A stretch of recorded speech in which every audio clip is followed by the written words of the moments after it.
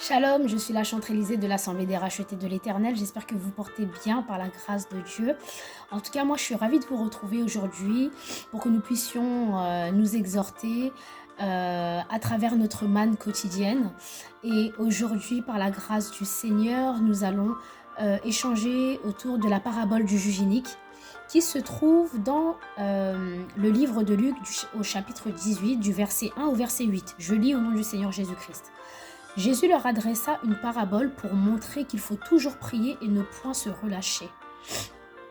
Il dit, il y avait dans une ville un juge qui ne craignait point Dieu et qui n'avait d'égard pour personne.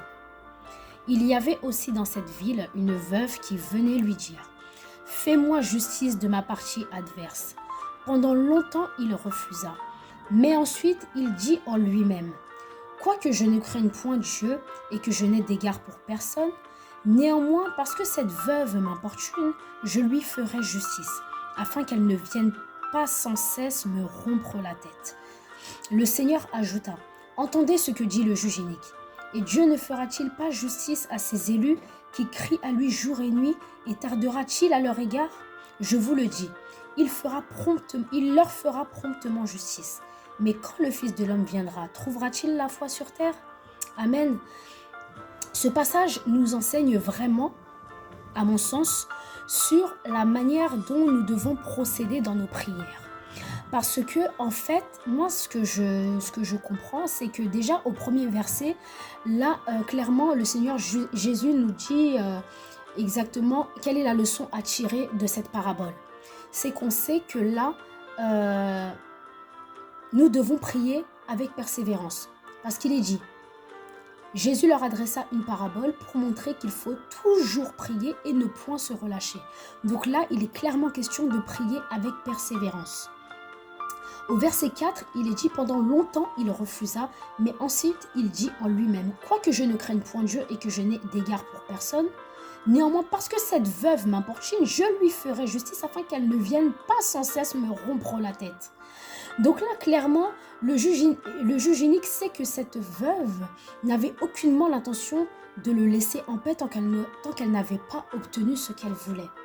Parce que pendant longtemps, il refusa. Cela suppose que cette veuve a dû présenter sa requête plus d'une fois auprès du juge inique. Et il avait bien compris que ce qu'elle voulait, c'était une réponse positive à sa requête.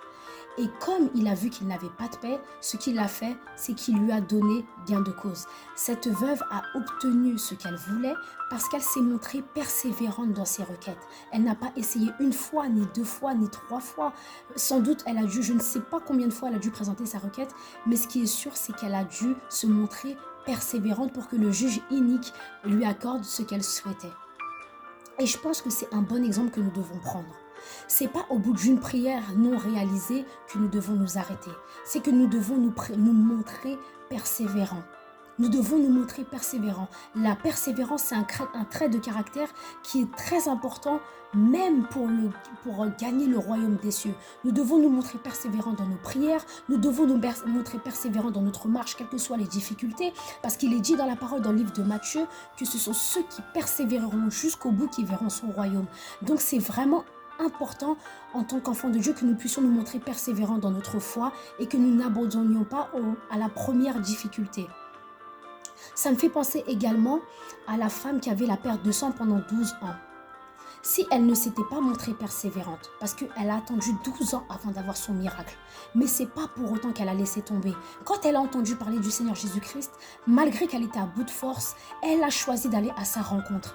Elle n'a pas parlé, elle ne lui a pas adressé la prière, mais elle s'était dit en elle-même, en touchant le pan de sa robe, elle obtiendrait sa guérison.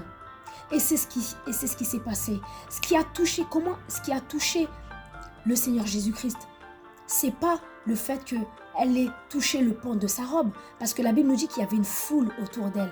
Mais ce qui a fait, c'est le Seigneur Jésus-Christ a senti sa persévérance. Et c'est la persévérance qui a été la clé de son miracle. Donc dans certaines situations, autant nous devons prier, mais nous devons prier avec persévérance. Amen. Donc souvenons-nous de cela et en tant qu'enfants de Dieu, montrons-nous persévérants à tout égard. Amen. Soyez bénis.